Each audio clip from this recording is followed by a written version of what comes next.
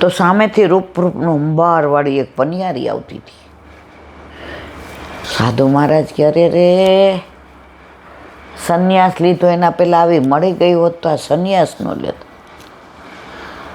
સાધુ મહારાજ 70-80 વર્ષના, અત્યાર સુધી એણે આંખ ઊંચી કરીને કોઈને જોયું નહીં. આ પહેલી વાર એવું બન્યું કે આને વિચાર આવો આવ્યો. પાછા વેળા ડેલી ખખડાવી એટલે માં બાર ઓલો થાંભલો હતો ને ત્યાં પાતળમાં બધું પીરસું હતું. હજી લેવા જતા હતા ત્યાં મહારાજ કેમ પાછા આવ્યા? તબિયત નથી બરાબર? શ્રીઅંગ બરાબર? મોકો અંદર આને દે, પેલા એ બંધ કર. માજી ક્યાં શું થયું? બેઠા.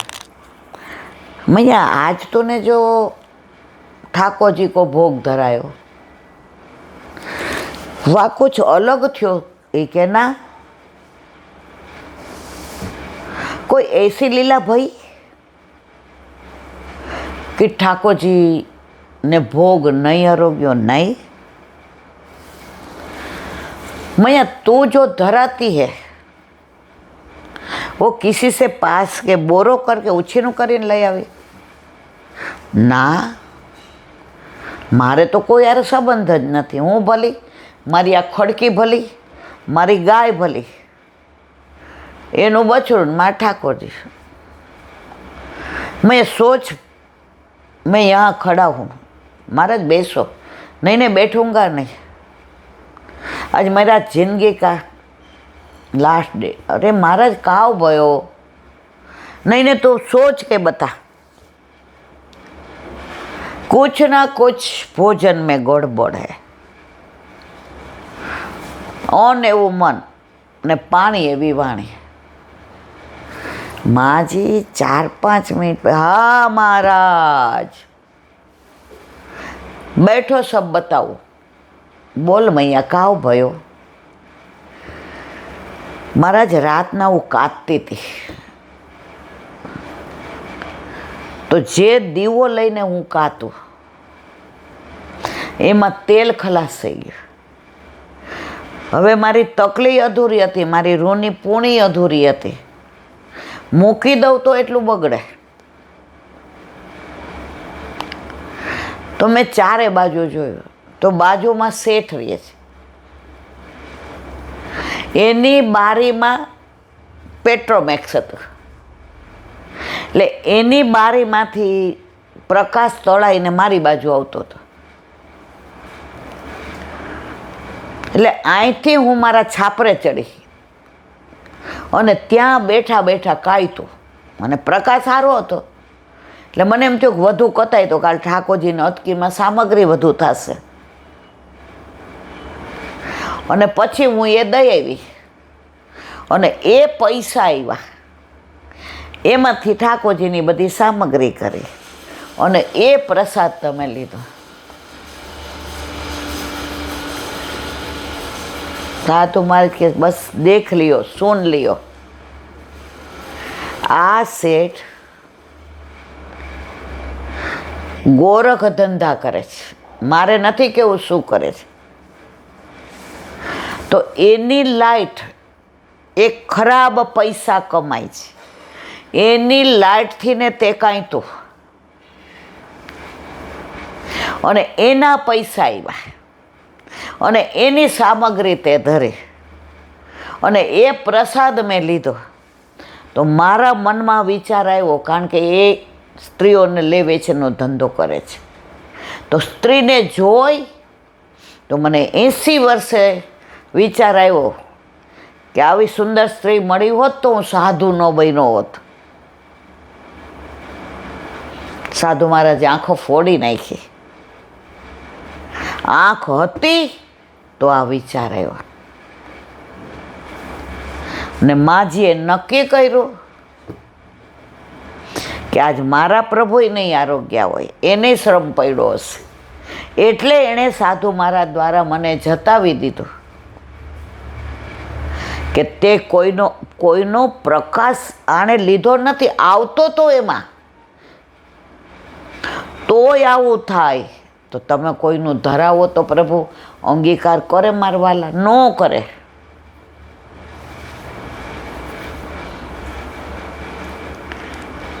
માજી કે આજ પછી બરાબર ધ્યાન રાખીશ. અને સાધુ મહારાજ રોજ જે આવે, મૈયા સબ બરાબર હૈ ક્યા? બાબા સબ બરાબર હૈ. તો કહેવાનો આશય એ, આપણા ઠાકોરજી આપણા માથે બિરાજતા હોય તો આપણી સત્તાનું જ ધરાવાય. આ દીકરી પરણીને સાસરે જાય, એનો વર એમ કે તને મારો ભાઈબંધ દર મહિને 500 વાપરવા આપશે, તું તારો વાપરજે. ઓલીને ગમે? તારામાં પાણી નહોતું પૈણે શું કામ મને કુંવારો રહેવું હતું ને? તું 5 રૂપિયા આપીશ ને તોય મને કબૂલ મંજૂર છે.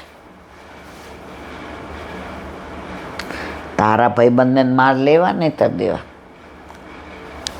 એમ ગમે એટલા આપણે પેલું હોય, પણ આપણા ઠાકોરજીને કોઈનું ધરાવાય નહીં. બોલો વલ્લભાધીશ કી. વ્રજ વિહાર.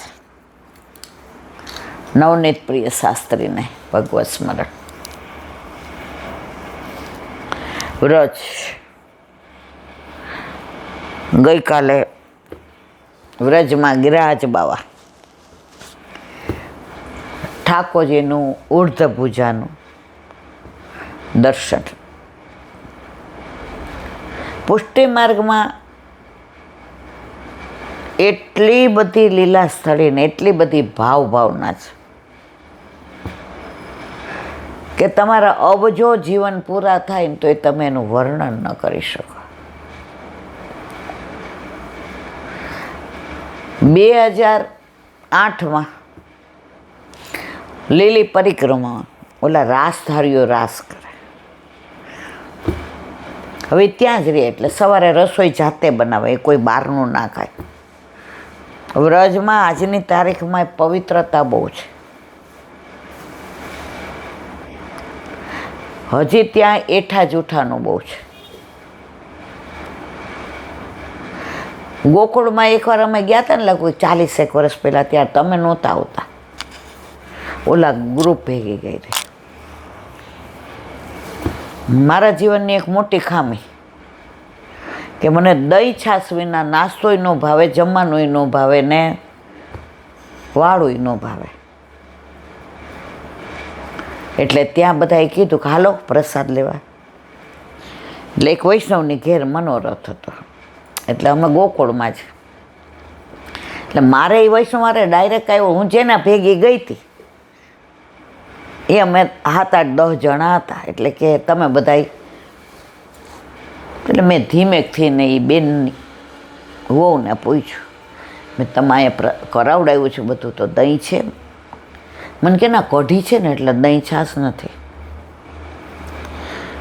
એટલે મને ખબર હતી ત્યાં ચોકમાં મળે, એટલે ત્યાં હું દહીં લેવા ગઈ. હવે ઓલી સિંગ બહુ ભાવે, એટલે સિંગ મોઢામાં પૂરી કરી અને ઓલાને પૈસા દેવા ગઈ. હાથ ખાસા કર. વ્રજવાસીઓ છે ને એ તમને જોરથી કહે પણ પ્રેમ બહુ હોય. એટલે મેં કીધું મેં હાથ નથી અડાડ્યો. આ ઓલી ભૂંગળીમાં હતા ને તો ડાયરેક્ટ મને હાથ ખાસા કર. મને હાથ ખાસા કરાવ્યા. પછી મેં પર્સમાંથી પૈસા દીધા, બધાય માટે લીધું આટલું બધું કે જેને ભાવે ખાવું એને. એટલે ઠાકોરજીને ધરાઈ જાય તો કુલડીમાં આપ્યું. પછી કે બિટિયા, 40 વર્ષ પહેલાં તો આપણે નાના, બિટિયા यहाँ कहीं भी जाए झूठ का तो ख्याल रखना पड़ेगा. हम ठाकुर जी की झूठ जरूर लेते हैं और ठाकुर जी भी हमारी वो मटकी में जो ટૂંક ગીર ગયા હતા ને તો શ્રીજી બાવા કો નહીં ધરી थी રામદાસ ભીતરિયાને, તો ઠાકોરજી રાજભોગનો તારો ગયા. ગુસાઈ પૂછ્યું, બાપા કાવ ભયો? એ કે મારા વ્રજવાસીની ઓલી નથી આવી મથની. મુખિયાજીને પૂછ્યું, એ કે કેમ? એ કે અંદર રોટલીને ટોક પડ્યો હતો. એ કે તોય ધરાવો. વલ્લભ વ્રજવાસી મેરે જીવન પ્રાણ, વાકો કદી ન વિસારું મોહે નંદ બાવા ક્યાં. મને એણે વાત કરી. એ વ્રજ ભાષા એવી મીઠી ને, તમને કહું ત્યારે મને જરાય નહોતું ગમતું. મેં તો આ બંધ કરે તો હું જાઉં. 40 વર્ષ પહેલાં નાના હોઈએ, ખાવાનો શોખ હોય, પીવાનો હોય, કપડાનો હોય, પણ ભગવદીઓએ મને એટલી બધી સવારી છે. આપણે નાના એટલે કે એલા 4 દીમાં આવું ચાલ. હું કહું ના, મને રજા ના મળે, મારે નથી આવું. મનમાં કહું ઘડી ઘડી હું વ્રજમાં જાઉં તો મને વરસમાં 2-3 વાર તો બધા મને લઈ જ જાય. અને એમાં એક વૈષ્ણવ તો કાયમ કે તાર પગમાં વ્હીલ મૂક્યા છે, વ્હીલ પડ્યા છે, તને હાલતા નહીં આવડતું, દોડ દોડ દોડ દોડ. મને પગથિયા હું કોઈ દી એક નહીં ઉતરી, 2 ઉતરું, 2 ચડું આમાં. એટલે બધાને બહુ આમ કે તું હાલ, લેવાનું ને મૂકવાનું ને સ્ટેશન ઉપર ને માલ સામાન ચડાવવાનો ને ટિકિટનું ને ટીટી આવે ને બધું. હવે એ બિચારા ઉંમરવાળા બધા, હવે આપણે ઉંમરવાળા થયા એટલે ખબર પડી.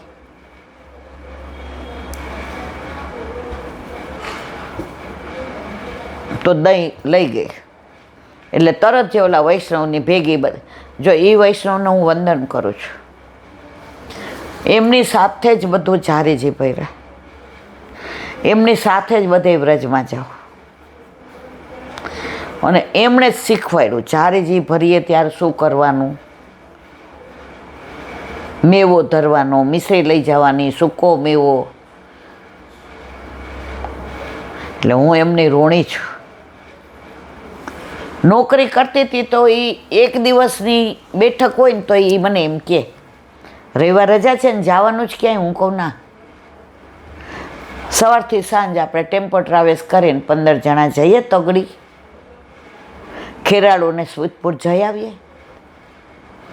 હવે ત્યારે 40 વર્ષ પહેલાં અહીંયા કાંઈ મેં નહોતું જોયું. છોકરાઓ નાના, નાનકાને લઈ લેજે, મોટો તાર વર પાસે રહેશે. અને ઘણી વાર તો નાનકો એમ કહે કે હું પપ્પા પાસે રહીશ.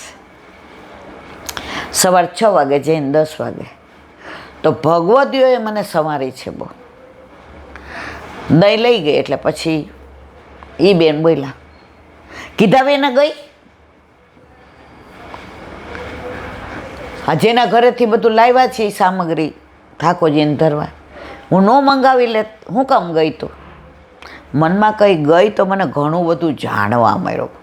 પછી મેં કીધું જુઓ આવું થયું. અને બધાએ પછી ઠાકોરજી પછવાડે દહીં. મારું કહેવાનો આશય છે કે વ્રજમાં આજની તારીખમાં પણ જુઠ્ઠાનું એઠાનું, કોરોના આવ્યા ત્યારે બધા સમજી ગયા હતા. વલ્લભે તો 550 વર્ષ પહેલાં સમય. અત્યારે આપણે હાથ ખાસા કરવાનું તો ઓલો મોટો દીકરો આવે એટલે એમ કે તું તો મારા હાથ ઘસી નાખીશ ધોવડાવીને. જે અનુકૂળ ન હોય એને આવું લાગે, પણ જે અનુકૂળ ને વૈષ્ણવ છે એને તો કેવું જ ન પડે. ઘરમાં ઠાકોરજી બિરાજતા હોય તો કોઈને કાંઈ કહેવું પડે નહીં. વ્રજ વિહાર.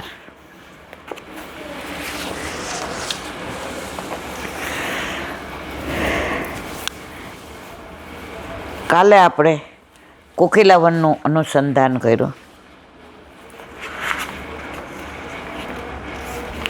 હવે આજે પાંડવ ગંગા. કોકિલાવનથી થોડે દૂર ઝાડીમાં પાંડવ ગંગા છે. વનવાસ વખતે અર્જુનને તીર મારીને શ્રી ગંગાજી પ્રગટ કરેલા. પાંડવોએ દ્રૌપદીજી સાથે ગંગા પૂજન સ્નાનાદિ કરેલા. અહીં પાંડવ ગુફા તેમની બેઠક છે અને કમલ ઘણા થાય છે. આપણે ગયા હતા, યાદ છે? ઓલા આટલા બધા પાણી થઈ ગયા હતા, સરપોલિયા અંદર હતા. મેં ના, હું તો નહીં જ આવું.